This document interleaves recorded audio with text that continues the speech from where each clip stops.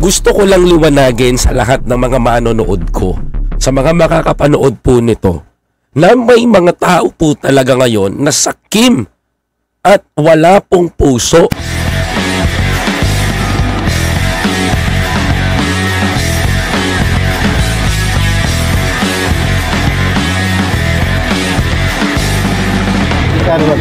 Magkano sir? Ang alin? Ang alin? Ang alin? Walang binabayad sa amin dito. May piso. Wala. Sakim at wala pong puso pagdating sa ating mga kabataan. Kahit namamalat ako, hindi ko kayo palalampasin na yung gabi na to, pag napanood nyo to, iinit ang puwet nyo sa akin. Sige, pagpatuloy natin yan. Pag-display ka lang dyan at nai-enjoy mo ang pera ng bayan ng ganun-ganun na lang, so sweldo ka ng 300 something pa may get, plus nang wala kang ginagawa kundi umikot sa mga eskwelahan at magbigay sa mga estudyante na 200 estudyante, 300, 400 na isang nag-iisang perasong Nutriban. Ayan. Pinupo na po ngayon nitong leader ng mga DDS vlogger. Ayan ha. Pinupo na po ngayon ng mga ng leader ng DDS vlogger ang pamimigay ni Secretary Larry Gadon ng Nutriban sa mga eskwelahan. Mga kababayan ko, narinig nyo po from his mouth, mga kapatid, nilalang niya lang yung 300 per school. Ngayon, lahat ng kasinungalingan po nito, ededebang ko dito sa harapan nyo. Mga kababayan.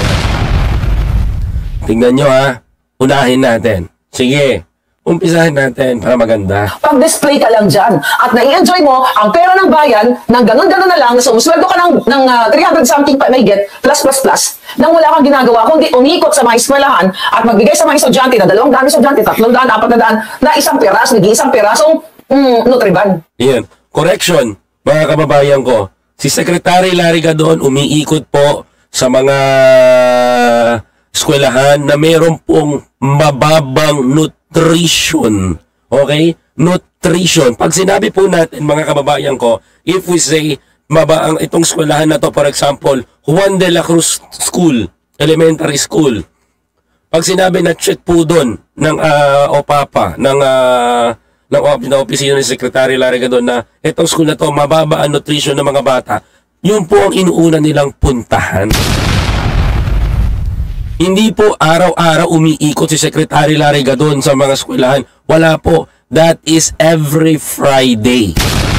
Correction ha. Parating nyo po ito dun sa mga sinungaling na to ha. Yan po ang totoo mga kababayan ko. Kasi ako po magpapatunay kasi isa po ako dun sa sumasama. Ito po kumakalat po at gumagawa lang to ng video ngayon mga kababayan ko para makapanira ng tao. Kung tutuusin maharlika, ni isang biskwit hindi ka makapagpamigay sa bata. Di ba? Di ba? Mga kababayan ko? Alam mo, kung tutusan, pinalo ka pa namin ni Secretary Larry Gadon eh. Ako nga nakapagpamigay ng Nutriban sa mga homeless eh. Ikaw nga na pumuputak lang dyan na milyon-milyon na sinasahod mo, wala ka na ibibigay sa mga bata. Tinatalo pa kita na akong mababa ang sahod na ikaw ang mataas, hindi ka makapagpamigay sa mga bata dito ng pagkain, hanggang ganyan ka na lang? Totoo naman yung sinasabi ni Secretary Larry Gadon eh. Kailangan mo ng pangkain, kaya ka nagko-content. Masakit di ba sabihin? Totoo yan, patay gutom ka. Oh, tuloy natin mga kababayan ko. Di ba? I-ensure mo na instead of i-ensure mo na hindi poverty aggravation o pag-worsen. Di ba? I-ensure mo yan. Yan ang sasabihin mo sa bangag mong boss. Wala kayong juta kasi hindi nyo iniisip ang kapakanan ng taong bayan. Paano hindi pa to? Sabi nung nagpaparatang dito, sabi nga nito mga kababayan ko, magandang gabi po sa inyo ha. Hindi daw iniisip, sabi ni Maharlika, itong mga taong bayan. Paano hindi iisipin? Ano ba ginagawa ni Pangulong Bongbong Marcos? Kay Pangulong Bongbong Marcos muna tayo. Number 1 si PBBM, namimigay ng pabahay. namimigay ng tulong sa mga magsasaka. Ginagampanan ng pagiging presidente. Second, mga kababayan ko, punta tayo kay Atty. Larry Gadon. Anong ginagawa ni Secretary Larry Gadon? Mga kababayan ko, tumutulong at nag-a-advise sa ating presidente na mga gagawin para maibsan natin ang gutom. So ngayon, mga kababayan ko, may nag-initiate, mga kapatid, may nag-initiate na magkaroon ng Nutrivan itong mga kabataan, mga kababayan ko, na kahit papaano matikman, ma-dry run natin, maipakita natin sa mga kabataan na ito po ang Nutrivan. Mga kababayan ko, may mga pumipigil po. Bakit po nila pinipigilan ngayon, mga kababayan ko, yung mga ganito pong aktibidades ng ating gobyerno, mapapribado? Mga kapatid, take note ha, yung pinamimigay po ni Secretary Larry Gadon ay hindi po, mga kababayan ko, funded ng government. Yan po ay private initiative ng kanyang nanggagaling sa kanyang sahod, nanggagaling sa kanyang sahod, nanggagaling sa kanyang mga tumutulong sa kanyang mga tao. Sadyang kinukulayan na lang po talaga ng kinukulayan si Secretary Larry Gadon, lalong-lalo na po ngayon, mga kapatid. Diba? Napapansin nyo naman po, hindi naman tayo nagsisinungaling dito, bagkus nakikita nyo po, mga kababayan. Tuloy. Ang iniisip nyo, ang tuwing sisweldohin nyo, kinsenas katapusan, yung mga perks, mga social climbing nyo, pagagastos nyo sa pera ng bayan. Hindi mo iniisip yan. Kasi wala naman talaga kayong pakialam sa taong bayan eh. Wala. Kaya balitan mo muna yung pwesto mo. Ha? Hindi ka dapat advisor for poverty alleviation, but for poverty aggravation. Oh, aggravation pa nais mo ha? At kaya lalong naghihirap ang taong bayan kasi hindi mo ginagamit ang iyong juta sa tama para sa mga livelihood programs o mga proyektong pakikinabangan ng mga tao hanggang sa kaduluduluhan o ang tawag dito, hanggang sa kaduluduluhan o hanggang sa pag-ano nila sa kanilang mga anak. Nako. Mahirap tong mga paratang niya. Mga kababayan ko ha. Noong bata ako, ading ko ay may Nutriban gatas kami. O di ba? Ma'am Teresa de la Cruz, di ba? Ma'am Angelina Marcos Almodia. Exactly. Same on here. Di ba, mga kababayan ko? Ginagawa natin maganda yung kalalagyan ng mga kabataan natin. Ginagawa natin maganda yung kanilang kahihinatnan. Suddenly, mga kababayan ko, may mga baboy po talaga na kagaya nila. Mga kababayan ko, na sinisira talaga nila na kailangan, mga kababayan ko, sila ang gagawa. Well, bakit nga ba pumuputak to ng ganito? Mamaya papaliwanag ko sa inyo. Tapos sabihin mo, fake news yung aking mga siya nga. O bakit? Kailan ka ba hindi nag-fake news, Maharlika?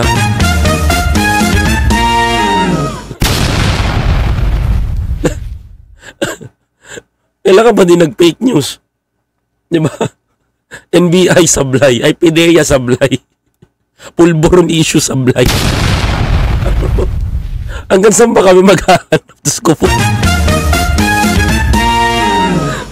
Good evening po. No?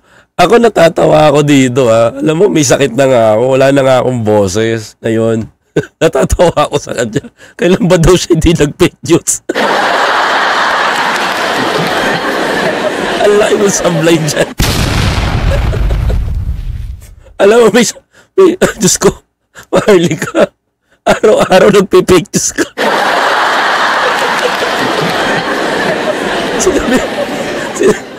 Sinabihan ka ni Secretary Larry Gadon na patay gutom. Kasalanan mo yun. Ano? Paano ba naman hindi ka sasabihan ni Secretary Larry Gadon na patay gutom ka? Paano ba hindi ka sasabihan? Kailangan mo mag-content para may makain ka.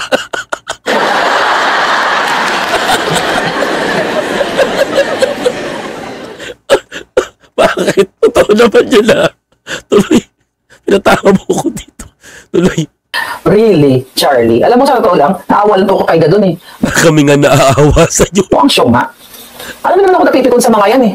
Ang napikon, Hindi daw siya pikon. wala kayo, pero napipikon ako. Napipikon daw siya. Hindi siya pikon, pero pipikon daw siya.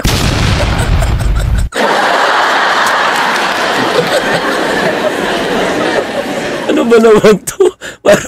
Para mawawala ako sa nuubo May sipon na nga ako. Tawa pa ako ng tawa sa'yo. I'm not pikon.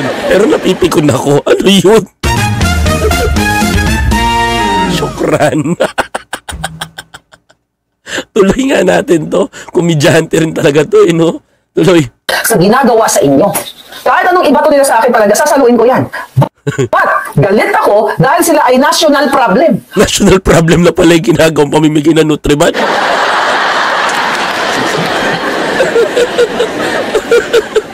Mga kababayan ko, national problem na pala yung pamimigay ng Nutriban.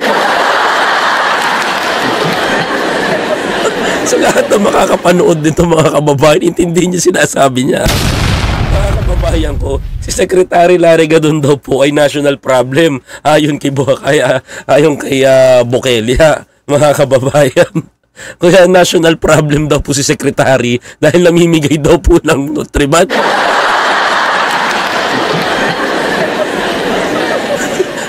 Ikaw ata ang bangag.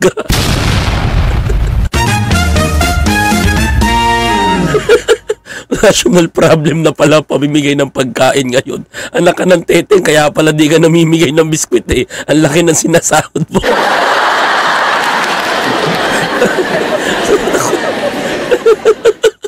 Diyos ko po. Paluin pa more. Tuloy. They're part of the problem.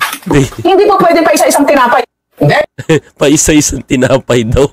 Yung pinamimigay ni Secretary Larry Gadon. Ay mga kababayan ko, buti na lang talaga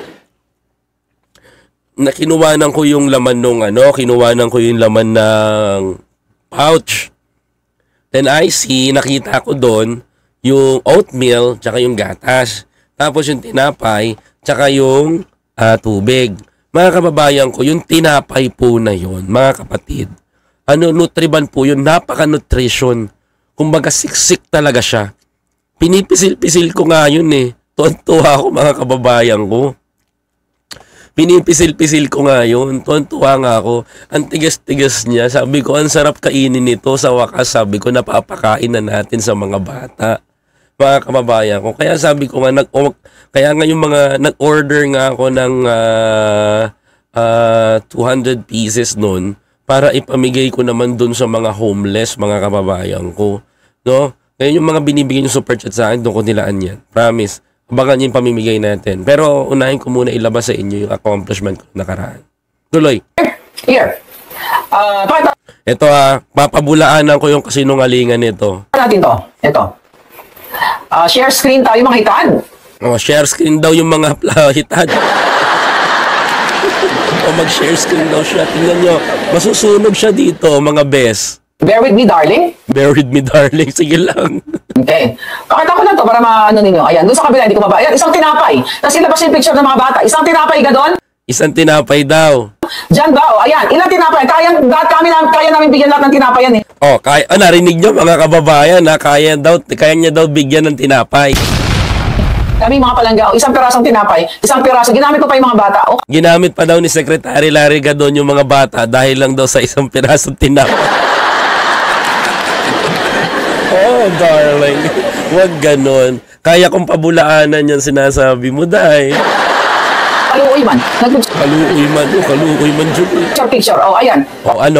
Nagulat ka. Nakita mo yung mga green na pouch? Nagulat siya, ngayon. Sige. Lantad pa more. Ge. Galing daw yan ng SM, hindi magaling ng gobyerno. Yan, isang tinapay, tigi-isa. Isang tinapay, tigi-isa. You know what I mean? Naghihimutok siya doon sa pamimigay ni Secretary Larry Gadon. Alam nyo mga kababayan ko, sabi ko nga sa inyo, sa isang tinapay na yon, hindi na kayang ubusin ng bata. Promise. Hindi na kayang ubusin ng bata. Alam mo, puti pa nga si Secretary Larry Gadon eh. Nakapagpamigay ng ganyan na Nutriban. Alam mo ito, pupunahin ko to pasintabi sa DepEd. No? Alam niyo, nagbigay kayo sa anak ko ng Nutriban. Kasi laki ng 5 piso. Ano makakain ng anak ko doon? Buti pa nga si Secretary Larry Gadon, ang laki. Ang laki ng Nutriban. Isang dakma ng kamay ko, mga kababayan. Anak ka ng teteng, yung kakampi mo na si Duterte. Namigay ng Nutriban, laki ng 5 piso. Sino na sa mga elementary school dyan na ano, 'di ba, may namigay ng Nutriban, tapos may namigay ng gulay. Sino sa inyo nakakita nun? Sino sa inyo nakapag-uwi? Yung mga anak ninyo, sinisipon na ako, Diyos ko. Kakatawa dito. Tuloy. Mga kababayan, nakakukuha niyo ba yung punto de vista ko? Kaya ako galit. Tapos sasabihin mo ako, Nagagalit ka sa pamimigay ni Secretary Larry Gadon ng Nutriban na may oatmeal, may gatas. Nakukuha niyo ba yung punto de vista niya? Kuha namin yung punto de vista mo. Direk Joel, ikaw ba yan? Partida, may sakit pa ako dito, natatawa ako. Tuloy. kaya sana naman pakialam sa'yo, sinungaling kayo. Wala daw pakialam sinungaling. Sino ngayon ang sinungaling? Mga kababayan ko, papakita ako sa inyo kung ano yung hawak ng bata. Isang bata, mga kababayan ko, ilan ang hawak? Eto, tuloy natin. Huli! Ano yung hawak Tingnan nyo. mo? Ano yan? Ano yung hawak ng bata? Isang pirasong tinapay, Ano naman? tubig, ano pa? Merong tinapay, merong tubig, merong oatmeal at gatas. Oatmeal at gatas. Mga kababayan ko, imagine ninyo, isang bigay na yan nagkakahalaga ng 280 pesos. Guess what? 280 pesos ang costing niyan. Oatmeal at tinapay pa lang, mga kababayan ko, at gatas. Imagine ninyo, kung yan ba ay kinukuha natin sa pondo ba ng taong bayan? No. Tuloy natin. No? Wow! Tingnan nyo, kinalikot ko yung isang pouch. Tingnan nyo, sinungaling si Maharlika eh. Pakita ko sa inyo naman. So kung makikita ninyo mga kapatid, Tingnan nyo mabuti. alaman po nito ay mayroon po Oatmeal, mga kababayan ko. Okay? meal from SM. Kasama rin siyang gatas mga kapatid. Wow, ang laking gatas nito. Ayan, gatas. Imagine nyo, gatas pa lang nagkakahalaga na magkano. Imagine that, mga kababayan ko, yung sacrifices na ginagawa ni Secretary Larry Gadon and his daughter na makatulong sa mga estudyante na ito. Sa tingin nyo ba, mga kababayan ko, sa tingin nyo, karapat-dapat ba na deserve ba ni Secretary Larry Gadon babuin siya nito ni Bukeke? Tuloy. Mga kapatid.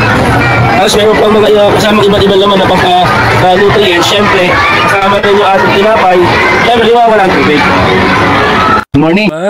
Mga kababayan ko, hindi deserve ni Secretary Larry Gadon na bastusin siya ng ganon. Alam nyo sa totoo lang, iniintriga nyo si Secretary Larry. Bakit?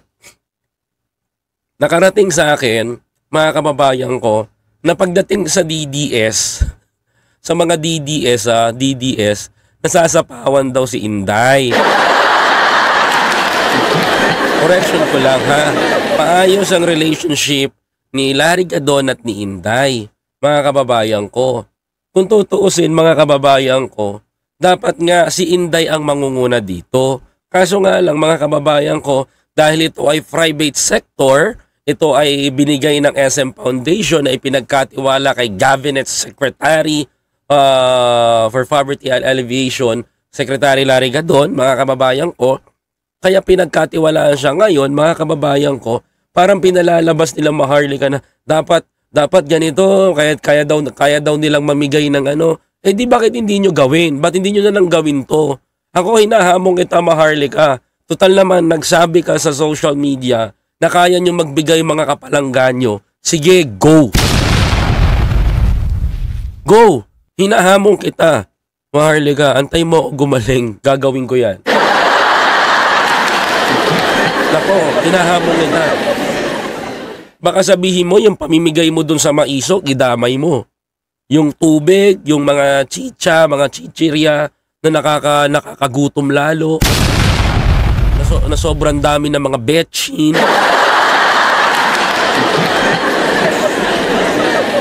No? Na sobrang dami ng mga betchin, mga kababayan. Walang problema.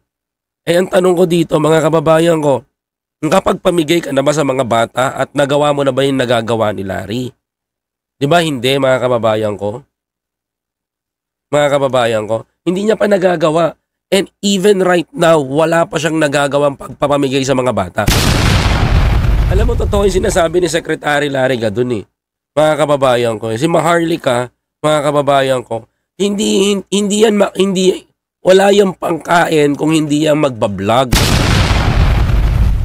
Kailangan niya mag-content para may makain siya. Ganun yun, mga kababayan. Kailangan niya mag-content manira para meron siyang pang social climbing. Kailangan niyang manira ng tao para masabi niya na okay, ganito, ganyan, ganito ako. Nakakain ako sa ganito. Di ba, mga kababayan ko? Simple lang. Alam mo, si Secretary Larry, hindi ugali yan. Even his daughter, Alares, hindi ugali ang ginagawa nyo.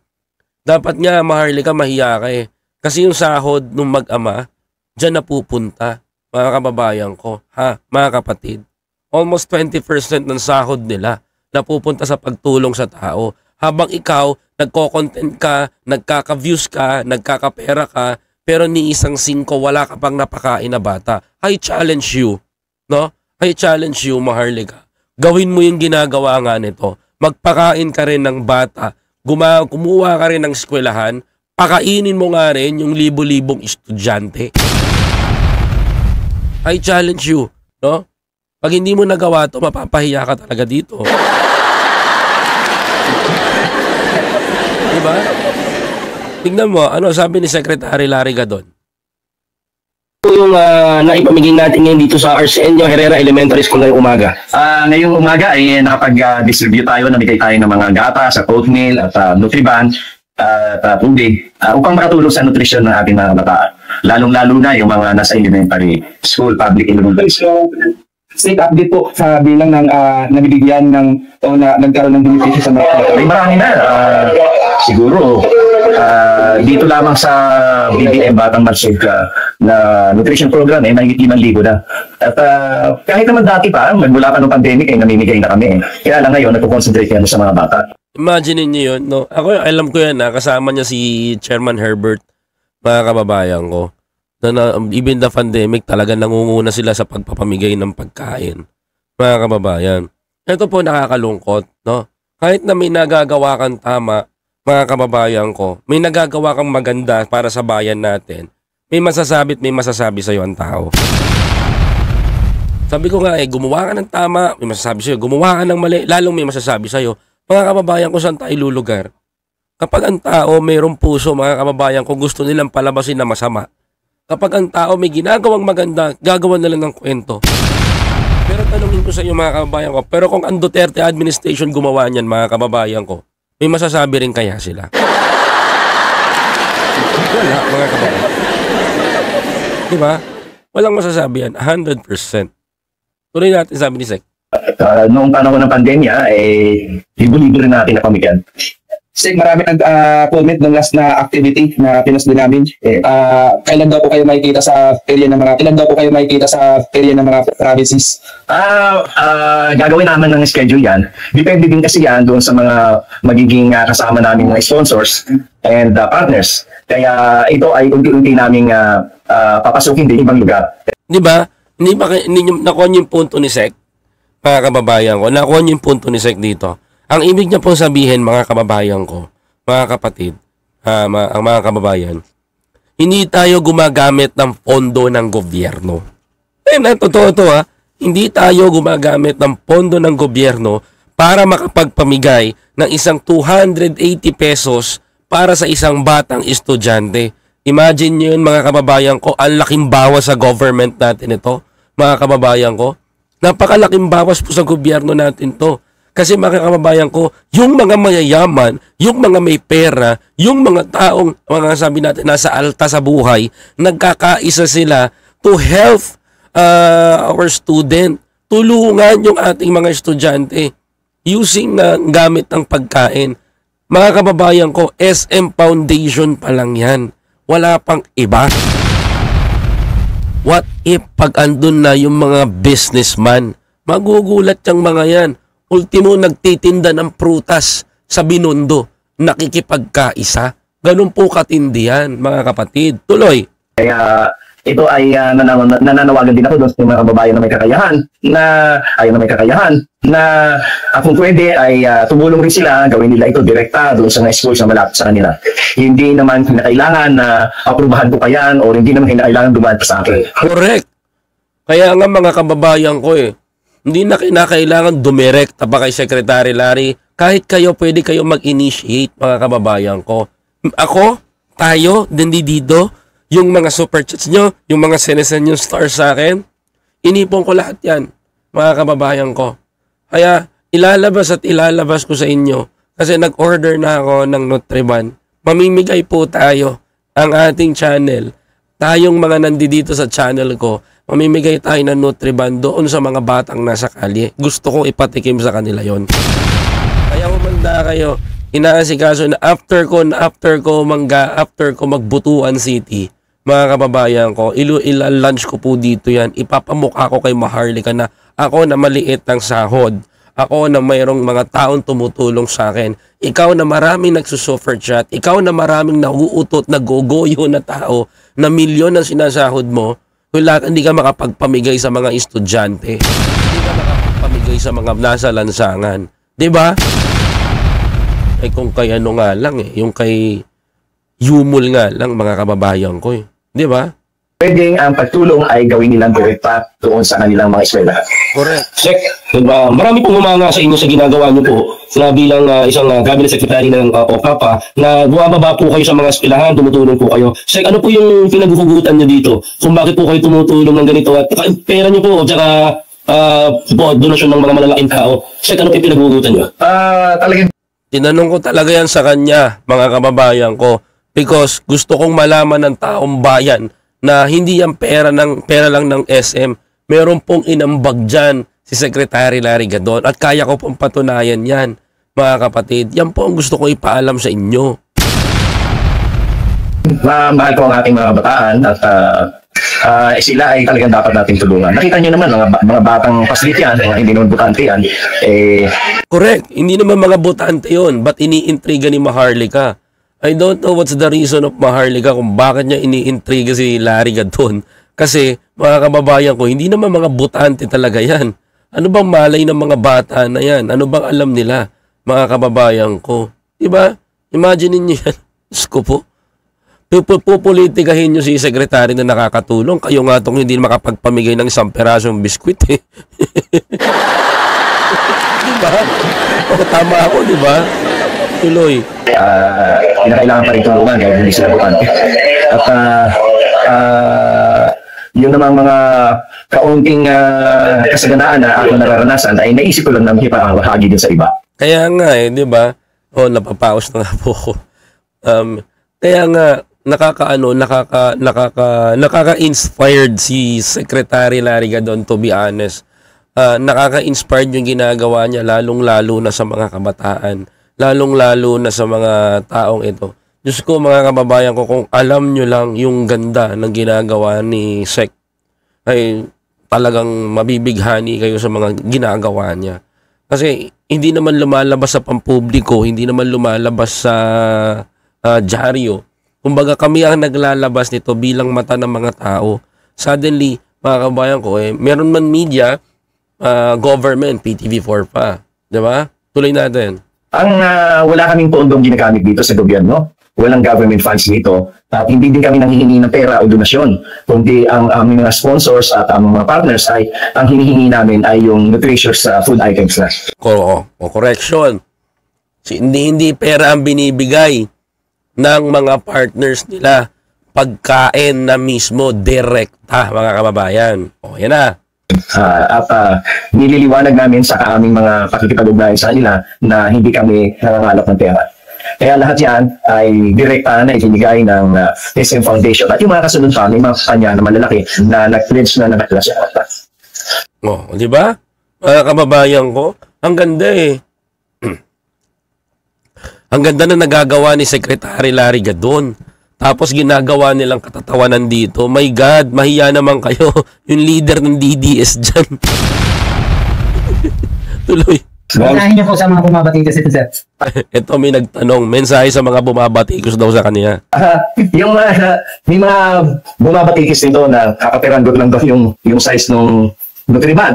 Mabuti nga kami, libo-libo namin nabigyan ng Nutriban. Kayo nga, kahit isang pirasong biskuit, kahit isang tao, wala ka rin nabigyan. Correct, di ba? Tama ka doon, papasek. So, asa naman ang putak nyo? Di ba? Kakatawa kayo at nakakaawa kasi talagang wala kayong kaluluwa eh. Dahil yung mga taong tumutulong, kami pa yung tinutulig sa inyo, kayo nga kahit isang pirasong biskuit, wala kayong nabigyan. Marley ka, narinig mo? Kahit isang pirasong biskuit, wala ka pa naiaambag sa eskwelahan.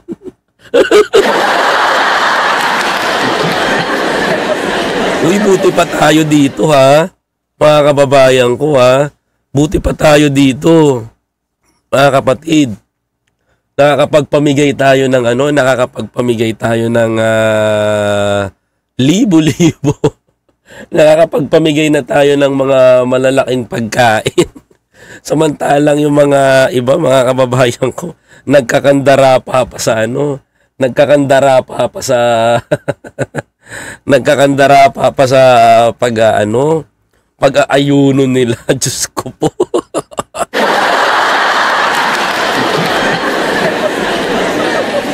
Nagkakandara pa tuloy. Tapos kami pa tutulig sa inyo, siguro kapanalangin ko kayo na kahit paano ay makarating pa rin kayo sa langit. Paano makakarating sa langit yon? Di ba? Baka doon pa lang harangin na yon.